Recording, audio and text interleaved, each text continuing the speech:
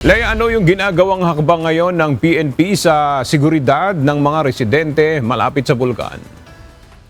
Magandang tanghali sa iyo, Aga. Nagpakilos na ng karagdagang unit ang Philippine National Police para patatagin ang seguridad sa paligid ng Bulkang Mayon.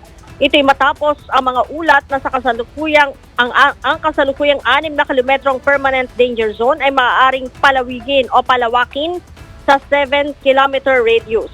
Ayon kay PNP Chief Police General Jose Melencio Nartatis Jr., nagsasagawa ang pulisya ng koordinasyon sa mga nasa lugar upang maiwasan ang hindi otorisadong pagpasok sa danger zone.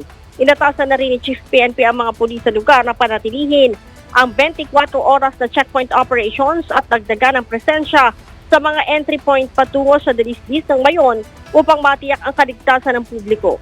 Una nang nagbabala ang Philippine Institute of Volcanologists and Seismologists na maaaring lumala ang aktibidad ng Mayon, kaya't pinag-uusapan ang pagpapalawak ng kasalukuyang 6 na kilometrong permanent danger zone sa 7 kilometro.